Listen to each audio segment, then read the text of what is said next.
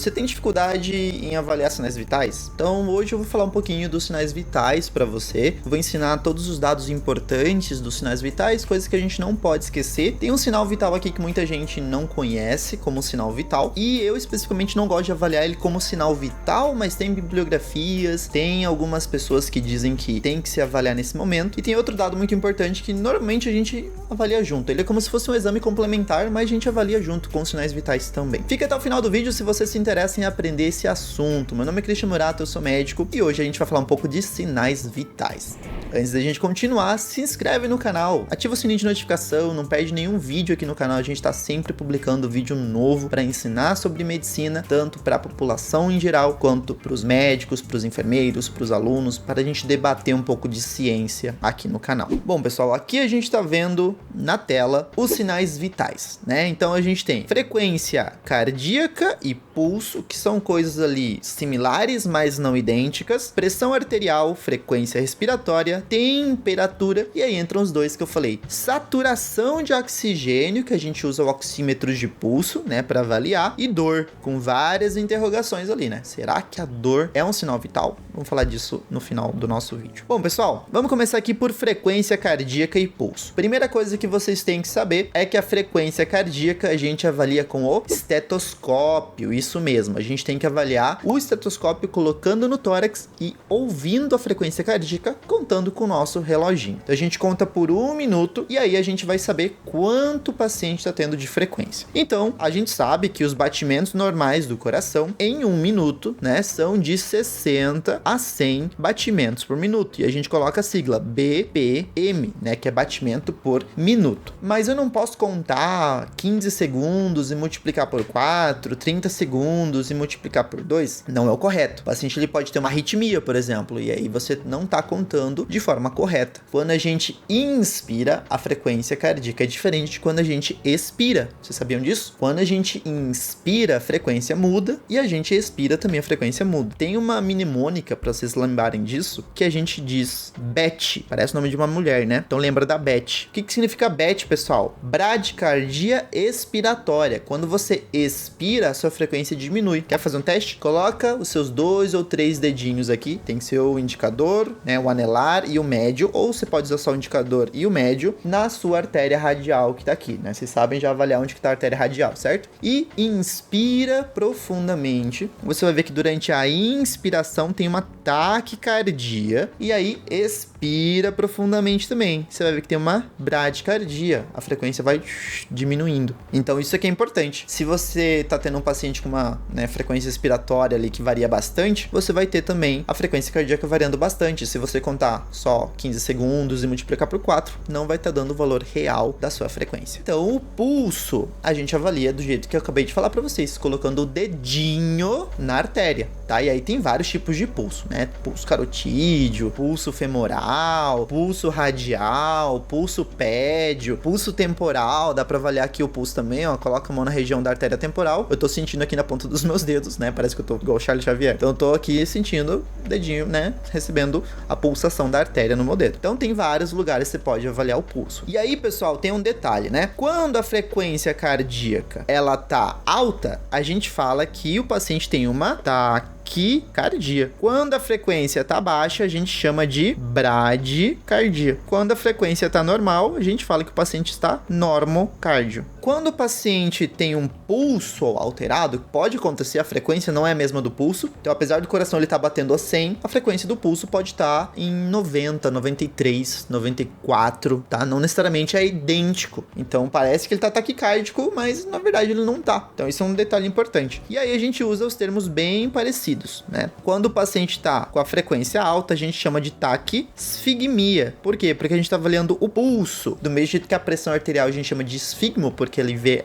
esfigmo vem de vaso, né, de artéria. Então, taquisfigmia é a frequência aumentada do pulso. E bradisfigmia é a frequência que tá diminuída no pulso, tá? E se o paciente tá com uma frequência normal no pulso, então a gente chama de normosfigmia. Beleza. Outro dado importante é a nossa pressão arterial. O foco aqui, pessoal, não é falar de classificação de pressão arterial, certo? Então, para ser bem rápido ali, a gente tem que lembrar que a pressão arterial a gente tem que escrever do jeito correto na ficha e descrever pro enfermeiro, pro médico, do jeito correto também. Então, se a gente avaliou que a pressão tá 120 por 80, a gente vai falar que tá 120 por 80 mmHg, que são os milímetros de mercúrio. Então, 120 por 80. A gente não pode falar 12 por 8. A gente pode falar isso pro paciente, para simplificar, mas não podemos escrever isso na ficha. Isso é muito importante, tá? 120 por 80 é o jeito que a gente tem que avaliar. Se a pressão tá normal, a gente fala que o paciente tá normotenso. Se a pressão está elevada, a gente fala que o paciente está hipertenso. Eu vou fazer um vídeo sobre a classificação da pressão arterial, então fiquem de olho para não perder nada aqui no canal. E se a pressão tá baixa, a gente chama de hipotenso.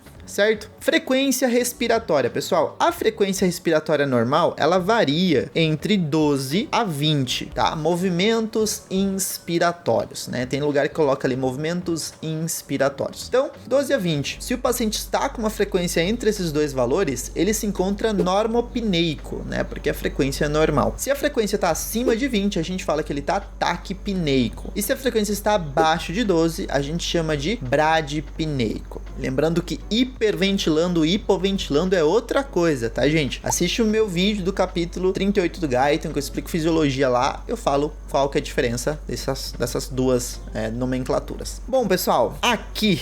temperatura. Quando a gente fala de temperatura é algo que bate na cabeça de muita gente, porque várias bibliografias falam coisas diferentes, certo? E eu vou mostrar uma coisa aqui pra vocês. Eu tava lendo esse artigo aqui, onde eles avaliaram, né, alguns pacientes, a temperatura de vários adultos jovens, pra saber qual é a temperatura normal do organismo, como a gente tem que entender a temperatura normal das pessoas, qual é o valor que a gente tem que ter como padrão. E aqui, como vocês estão vendo, o estudo fala que na temperatura axilar a gente tem que considerar um padrão de 36,2 até 37,5 como um valor normal. Na prática, pessoal, eu particularmente gosto de considerar de 36 até 37,5 porque é um valor mais padrão ali e eu acho mais fácil, inclusive, de manejar esses valores, tá?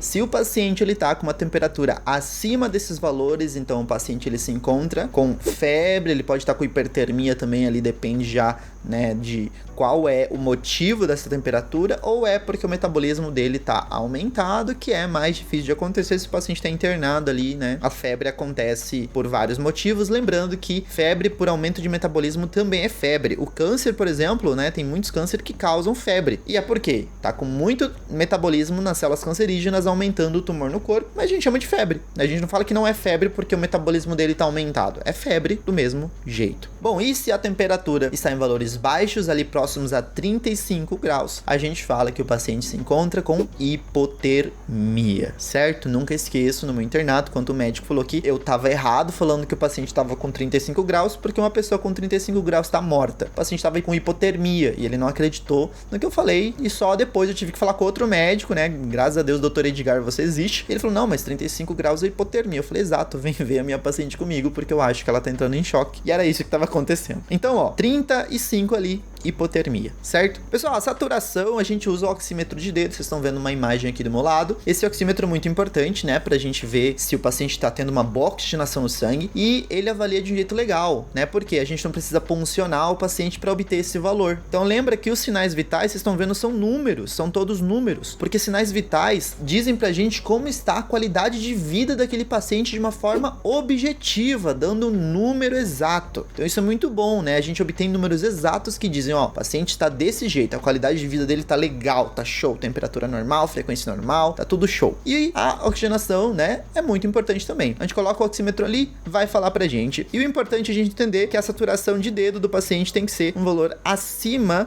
igual, tá? De 95, certo? Então ele tem que estar acima igual de 95%. Tem lugares que falam até 98%. Porque quando tá muito alto também não é muito legal, tá? Então 95 a 98. Quando está em valores baixos, né, tem bibliografia ali que fala 89 para baixo, então Então o paciente já tá com pouquíssimo oxigênio no sangue, ele está com hipoxemia. Quando a gente obtém esses valores aqui de 95 para cima, significa que se eu fizer uma gasometria arterial, punçar a artéria, tirar sangue, eu vou obter valores normais de oxigênio, de PaO2, que é a pressão parcial de oxigênio que vem na minha gasometria. Então nessa pressão parcial de oxigênio vai vir falando que está acima de 80, entre 80 e 100, que é o normal. Então 95 no oxímetro é igual, ou mais que isso, é igual a 80 a 100 da minha PaO2, que é da gasometria, tá? E a dor, pessoal? Bom, a dor, ela é um sinal vital considerado por alguns lugares, eu vou deixar aqui um print, por exemplo, de alguns artigos que falam isso, que ela é um sinal vital que deve ser avaliado durante a toma de sinais vitais, né? Eu não gosto de avaliar nesse momento porque a dor é algo subjetivo e todos os valores aqui são objetivos, então ela é a única que foge do padrão. Como que a gente avalia a dor? Tem várias formas, uma delas, a mais clássica de todas, é falar de 0 a 10 quanto é que tá doendo pra você. Não pode mentir, porque não pode exagerar, porque isso vai interferir no nosso tratamento. Então de 0 a 10, sendo 10 uma dor que vai fazer você desmaiar de tão forte e 0 uma dor que não existe, um sentimento inexistente. Então você fala isso para deixar mais fácil o paciente escolher o número entre 0 a 10, para não falar 20, 30, né? Então é um jeito que você pode avaliar. Particularmente, eu prefiro avaliar a dor como leve, moderada e grave ou intensa durante a anamnese. Eu não coloco ela nos sinais vitais. Bom, eu espero que vocês tenham gostado desse vídeo, espero que tenha ficado bem facinho de entender. Eu vou ficando por aqui, qualquer dúvida, podem deixar nos comentários. Não se esqueçam de compartilhar esse vídeo para ajudar na divulgação. Vou ficando por aqui e não se esqueçam que conhecimento é poder. Eu tenho que parar de falar, vou ficando por aqui várias vezes. Tchau!